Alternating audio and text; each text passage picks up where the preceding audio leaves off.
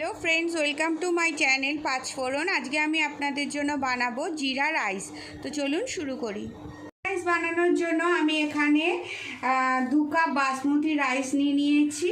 एबारे आमी এই बासमती রাইসটাকে ভালো করে ধুয়ে যেমন নরমাল ভাত করে হাঁড়িতে সেরকম করব। তো फ्रेंड्स দেখুন আমার এখানে ভাতটা হয়ে গেছে। তো ভাতটা এরকমই আমি হাফ সিদ্ধ নামাবো, বেশি সিদ্ধ করব না, তাতে ভাতটা নরম হয়ে যাবে।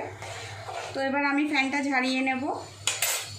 আমি এইভাবে ভাতটাকে জল ঝরিয়ে নিয়েছি। এবার একটা থালার মধ্যে রেখে আমি পাখার তলায় 10 মিনিট শুকাবো। আমি ভাতটার মধ্যে এখানে আমি 2 চামচ ঘি দিয়ে দেব। তো এর মধ্যে আমি দিয়ে দিচ্ছি 1 চামচ নুন। তো আমি এর মধ্যে 1.5 চামচ নুন দিলাম, 1 চামচ গোটা দিয়েছি আর হাফ চামচের মতন টেবিল স্পুন নুন।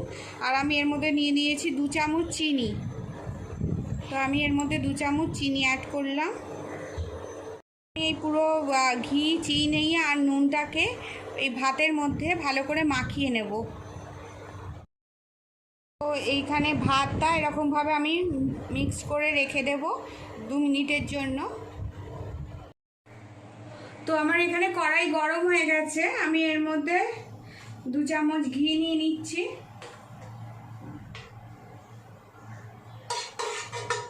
গ্যাসটা সিল রাখবো। তো এর মধ্যে আমি 3টে তেজপাতা দিয়ে দিলাম আর এখানে আমি 4টে এলাচ আর কিছুটা লবঙ্গ আমি এর মধ্যে অ্যাড করে দিচ্ছি। তো যখন আমার এটা হালকা হয়ে যাবে সঙ্গে সঙ্গে আমি এর মধ্যে 1 চামচের মতো জিরে দিয়ে দেবো, সাদা জিরে, নর্মাল সাদা জিরে এর মধ্যে দিয়ে দেবো। তো এর মধ্যে আমি কিছু কাজু দিয়ে দিচ্ছি অ্যাড করে। আমার হালকা ফ্রাই, আমি পুরো ফ্রাই করবো না, বাদামি করবো না, তাতে খেতে টেস্ট হবে না। আমি 2 থেকে 3 সেকেন্ডের মতন কাজুটা একটুখানি টস করে নিয়ে তার মধ্যে আমি কিশমিশটা দিয়ে দেবো।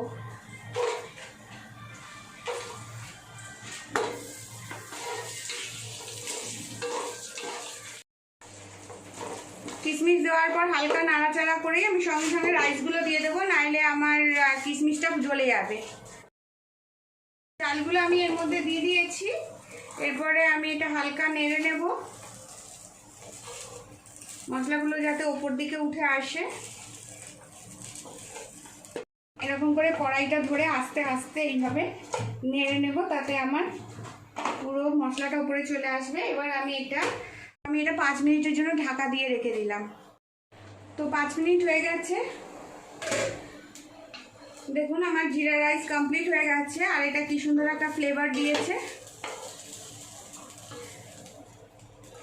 Rice ready. এবার আমি এটা প্লেটিং করব।